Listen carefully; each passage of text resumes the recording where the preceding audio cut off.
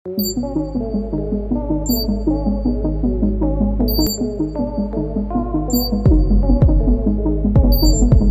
क्या आप जानते हैं कि अब बच्चे माँ की कोख में नहीं बल्कि बाहर पॉड्स में रखे जाएंगे। अब बच्चे इंसानी शरीर नहीं बल्कि एक मशीन में बनेंगे जो बिल्कुल रियल बच्चों की तरह होंगे। आखिर क्यों इतना बड़ा कदम उठाया जा रहा है? इसकी खोज किसने की और कब से इस तकनीक की शुरुआत हुई? इससे एक बार में कितने बच्चे पैदा हो सकते हैं? क्या माँ अपने बच्चे की हर हरकत महसूस कर पाएगी? अगर आप नहीं जानते तो चलिए आज हम इस गजब की तकनीक से आपको रूबरू करवाते हैं। हर औरत का सपना होता है कि वो भी किसी बच्चे को जन्म दे, उसके घर में कोई बच्चा हो। लेकिन कुछ परेशानियों के चलते कुछ महिलाएं कभी मां नहीं बन पाती। जिन औरतों का यूट्रस निकाल दिया जाता है या फिर जो बच्चे को जन्म देने में असमर्थ होती हैं, तो अब इस तकनीक की मदद से वो भी अपने बच्चे को देख पाएंगी और हर एक औरत के लिए मां बनना संभव हो पाएगा। तो कुल मिलाकर ये तकनीक लोगों के लिए खुशखबरी साबित होगी। लेकिन कैसे? तो इसके बारे में अच्छे से जानने से पहले अगर आपने अभी तक हमारे वीडियो को लाइक नहीं किया तो जल्दी से वीडियो को लाइक कर दीजिए। अभी कुछ ही दिनों पहले एक कंपनी एक्टो लाइफ ने दावा किया है कि वो लोगों की बच्चों की समस्या को खत्म कर देगी। इस कंपनी के एक साइंटिस्ट जिनका नाम हाशिम अल घायली है, इन्होंने एक खोज की है और इसको अच्छी तरह से बताया भी है। उनका कहना है कि हम इस प्रोजेक्ट में बेबी पॉड की मदद लेंगे जिसे पूरी तरह से एक माँ के गर्भ की तरह बनाया गया है। इसके लिए हमारे पास हाई इक्विपमेंट्स वाली 75 लैब है और हर एक लैब में करीब 400 बेबी पॉड्स हैं। इसमें आसानी से 30,000 बच्चे पैदा होंगे। इसमें वो सारी सुविधाएं होंगी जो एक बच्चे को माँ के गर्भ में मिलती हैं। भले ही वो इन पॉड्स में रहेगा बढ़ेगा, लेकिन वो हर समय अपनी माँ से जुड़ा भी रहेगा। माँ को अपने बच्चे की हर एक मूवमेंट का पता रहेगा। अगर बच्चा लात मारेगा या घूमेगा तो उस महिला को एहसास होगा, जैसे कि एक महिला को अपने पेट में पल रहे बच्चे के लिए होता है। इसी बेहतर तकनीक के चलते आने वाले समय में हर इंसान माँ बाप बनने में सफल हो जाएगा। चलिए अब जानते हैं कि आखिर बच्चे पॉड्स में बनाए कैसे जाते हैं। जैसा कि हम जानते हैं कि हर बच्चे को पूरी तरह से पैदा होने में 37 से 42 हफ्तों का वक्त लगता है, लेकिन कुछ बच्चे इस वक्त से पहले ही हो जाते हैं। लेकिन जो बच्चे 37 हफ्तों से पहले जन्म ले लेते हैं उन्हें जिंदगी भर किसी न किसी परेशानी का सामना करना पड़ता है। या तो उनका शरीर दूसरे बच्चों के मुकाबले ताकतवर नहीं होता या फिर उनका दिमाग सही से विकसित नहीं हो पाता। लेकिन ऐसी कोई भी प्रॉब्लम इन बेबी पॉड्स में देखने को नहीं मिलेगी।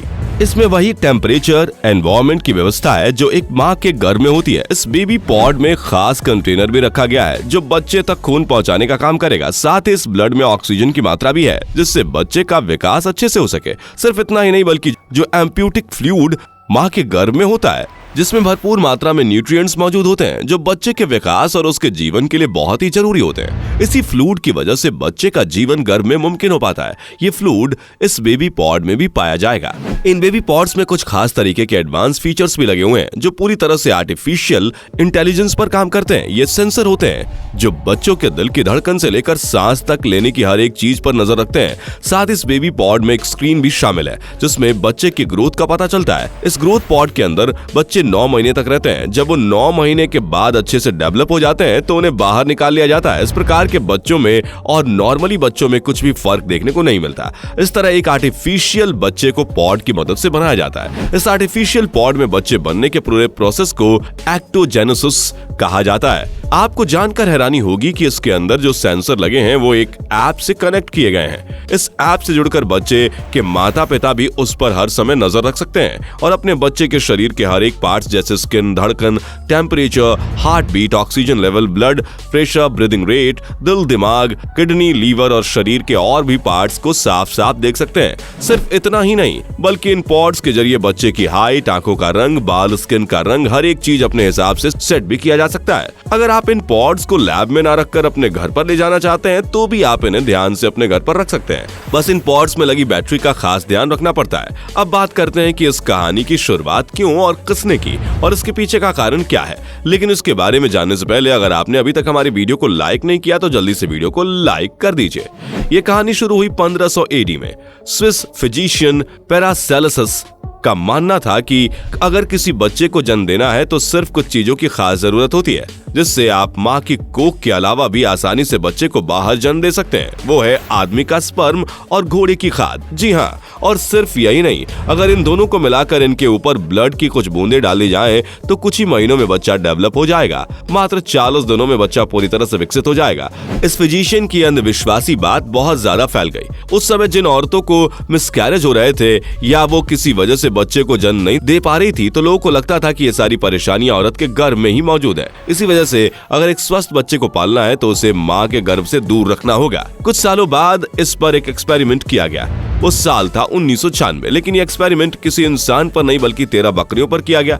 ये एक एक्टोजेनेसिस एक्सपेरिमेंट था। इसमें साइंटिस्ट ने बकरियों के 14 फीटर्स लिए और इन फीटर्स को बकरियों के एम्नियोटिक फ्लूइड में रखा। इसमें कुछ समय में एक बकरी पूरी तरह से बनकर तैयार हो गई और इनका ये पहला एक्सपेरिमेंट सक्सेसफुल रहा। इस एक्सपेरिमेंट को देखते हुए मिस्टर हाशमी अल गायली ने इसे अपनाया और एक एक्टोजेनेसिस प्रोसेस की मदद से बच्चे को माँ के शरीर से बाहर डेवलप होने का मौका दिया। लेकिन अब तक की जितनी इंफॉर्मेशन इस प्रोसेस के बारे में दी गई है वो पूरी तरह से एक बच्चे के लिए सेफ है। ये कहना थोड़ा मुश्किल है।